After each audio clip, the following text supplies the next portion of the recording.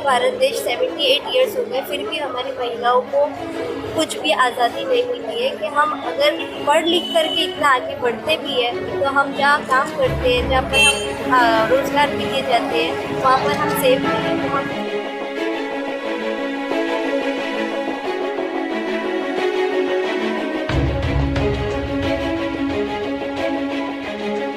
बाहर निकलने के बाद एक निर्भया जैसी हो गई, या अभी हमारी जो डॉक्टर मैडम है वो इतनी निडर होने के बावजूद भी उसने उसका कर्तव्य पूरा निभा रही थी, फिर भी लोगों ने उसको टारगेट किया है। और उसके बारे में इतना गंदी सोच रखने वाला वो निर्दयी पुरुष को तो मैं ये कहना चाहूंगी कि वो आदमी को हमारे लेडीज लोगों के हवाले कर दिया जाए।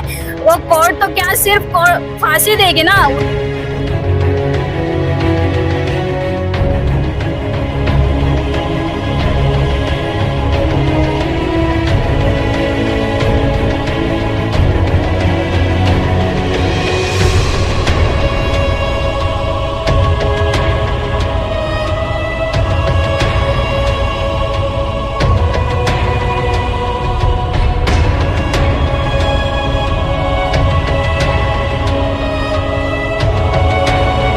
और आज फिर डबल से पूरे भारत देश में शर्म से हमारी गर्दन नीचे हो जाएगी, ऐसी कलकत्ता में एक वापिस से हरकत। इतना ही नहीं तो पूरे भिवंडी शहर में, महाराष्ट्र में और देश भर में इसके आंकड़े दिन ब दिन बढ़ते जा रहे हैं। मोदी सरकार आने के टाइम पर उन्होंने कहा था कि हम इस तरीके से केस को रोकने के लिए कड़े कानून लाएंगे। 10 साल हो गए, 11वां साल में मोदी सरकार आई है, मगर इसके ऊपर अभी तक कोई एक्शन लिया नहीं गया।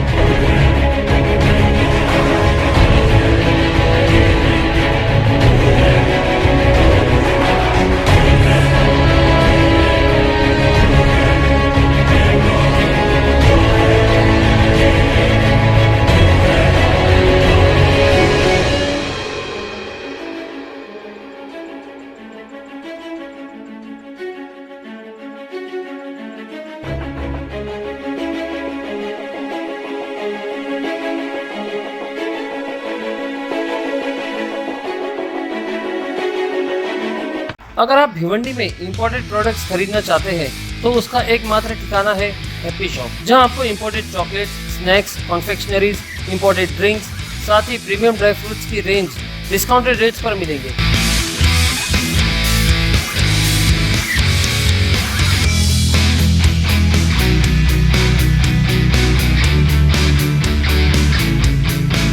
एक बार जरूर विजिट कीजिए हैप्पी शॉप और अपने शॉपिंग एक्सपीरियंस को बनाइए और भी बेहतर। At Supreme petrol pump, Chavindra, Bhiwandi. क्या कहेंगे, आज जो कैंडल मार्च निकाला गया था, क्या वजह थी, क्या मामला था?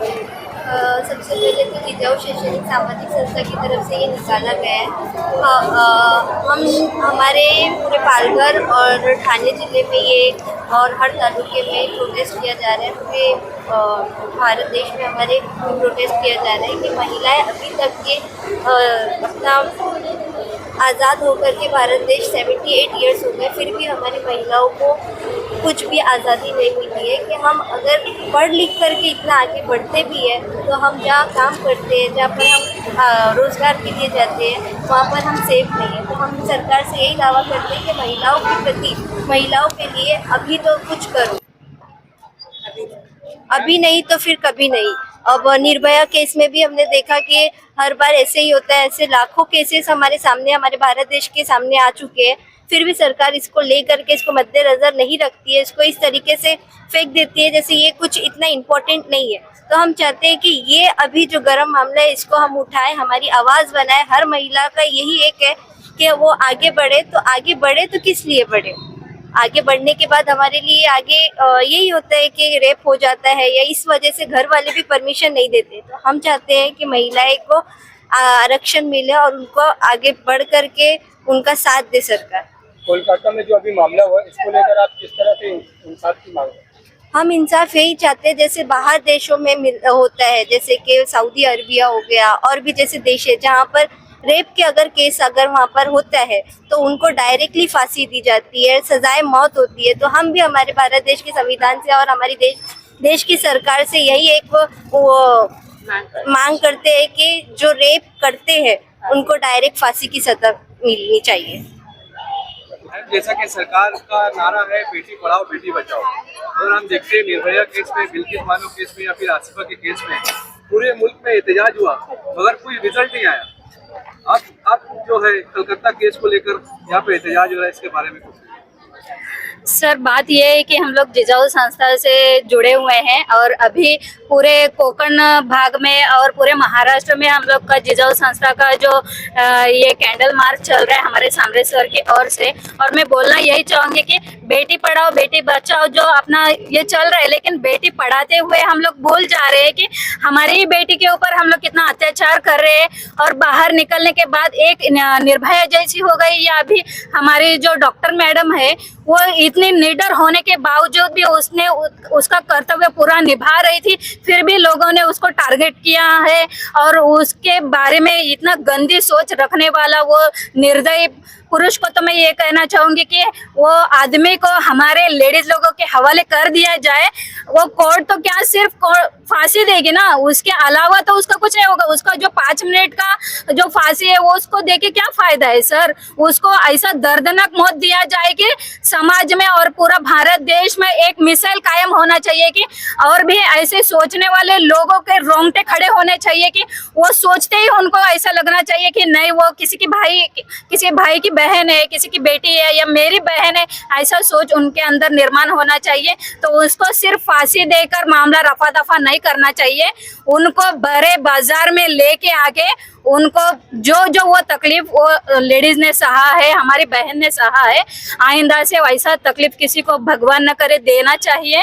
और उनको लेडीज लोगों के हवाले करके उसका पूरा जो है जो उसको दर्द मिला है, उसकी उंगली टूट गई, पैर पे पहुंचा है, पेट के ऊपर पता नहीं कहाँ उसको जख्म हुए, उसने पूरे 40 मिनट तक उसको इतने जख्म दिए हैं।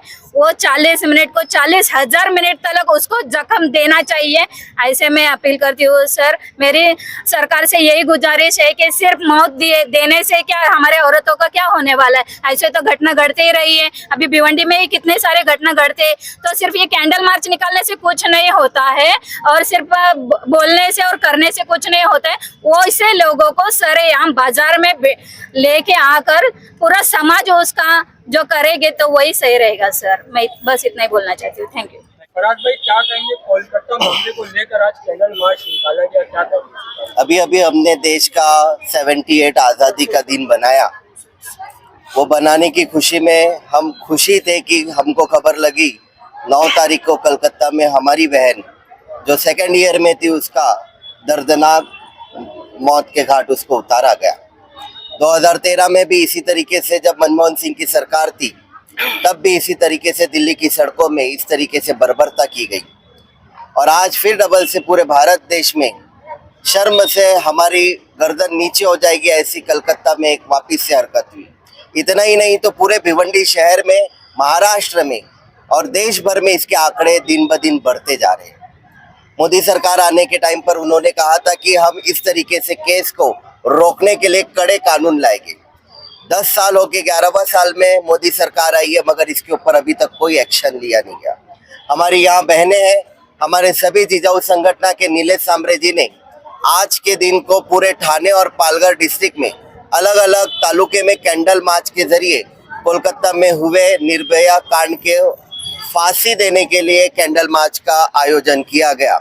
इस कैंडल मार्च में हमारी बच्चियां जो मेहंदी क्लास और अलग अलग क्लास से जुड़ी हुई है, उनकी सेफ्टी के लिए वो लोग आज खुद रास्ते पे उतर आए हैं।